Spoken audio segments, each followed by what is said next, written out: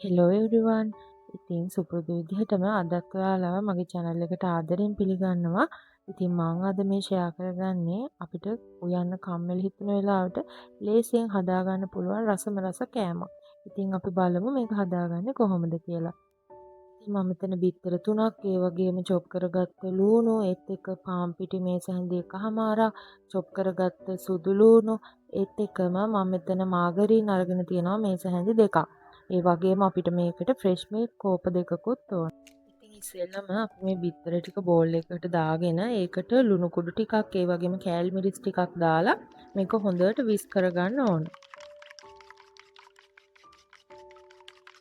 බිත්තර ටික විස් කරගෙන අපි පෑන් එකක් ලිපේ තියලා ඒකට ඔයිල් ටිකක් දාලා මේ බිත්තර එක දාලා හොඳට දෙපැත්ත පොඩ්ඩක් බ්‍රවුන් කලර් එනකම් මේක ෆ්‍රයි කරගන්න ඕන.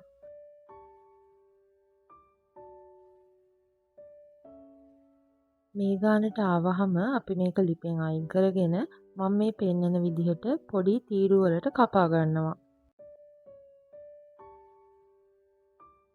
ඉතින් ඔන්න මම දැන් මේ තීරු ටික කපාගෙන ඉවරයි. ඊළඟට මම මේ කපාගත්ත තීරු ටික ආපහු මම මේ වගේ දෙකට වෙන් කර ගන්නවා. ඉතින් මේ තියෙන්නේ මම මේ කපාගත්ත තීරු ටික. ඊට පස්සේ මම පෑන් එකට මාගරින් ටික දාලා ඒකට අර අපි චොප් කරගත්ත සුදු ලුණු ටික දාගන්නවා.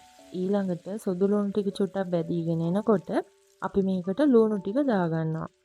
ඉතින් ඊට පස්සේ අපි මේක පොඩ්ඩක් මාගරින් එක්ක ෆ්‍රයි වෙන්න දෙන්න ඕන. ඊට පස්සේ ලුණු කුඩු ටිකක් ඒත් එක්කම කෑලි මිරිස් ටිකක් ගම් මිරිස් කුඩු ටිකක් මේකට එකතු කරලා අපි මේක පොඩ්ඩක් මේ වගේ ෆ්‍රයි කරගෙන ඊළඟට අපි ෆ්‍රෙෂ් මිල්ක් ටික මේකට එකතු කරගන්නවා. ෆ්‍රෙෂ් මිල්ක් ටිකත් එක්ක අපි මේ ෆ්‍රයි කරගත්ත ලුණු සුදු ලුණු ටික හොඳට මික්ස් වුණාට පස්සේ අපි මේකට පාන් පිටි ටික දාගන්නවා. දාගෙන මේ පාන් පිටි එකේ කැට නැති වෙනකන් මේක හොඳට මික්ස් කරගන්න ඕන. ඔයාලට පේනවා ඇති මේක පොඩ්ඩක් උකු වේගෙන වගේ එනවා. ඉතින් මේක ක්‍රීම් ගතියක් එනකන් අපි මේක හොඳට මික්ස් කරගන්න ඕන.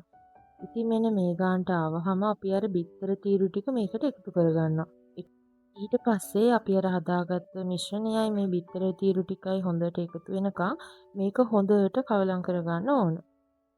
ඉතින් මෙන්න මේ ගානට ආවහම අපි මේක හදාගෙන ඉවරයි. ඉතින් මේක හදාගන්න හරිම ලේසි. ඒ වගේම මේක හරිම රසයි. පෝෂණය පැත්තෙනොත් බිත්තර කියන්නේ අපිට හොඳ දෙයක්නේ. ඉතින් මං හිතනවා ඔයාලත් මේක හදලා බලයි කියලා. අපිට උදේ කෑමකට වුණත් එහෙම නැත්නම් අපිට උයන්න කම්මැලි හිතෙන වෙලාවකට වුණත් මේක හරිම ලේසියෙන් අපිට හදාගන්න පුළුවන්. ඉතින් අද මගේ වීඩියෝ එක හොඳයි නම් ඔයාලත් බලලා යාළුවන්ටත් බලන්න ෂෙයා කරන්න කියලාත් මම ආදරෙන් ඉල්ලනවා.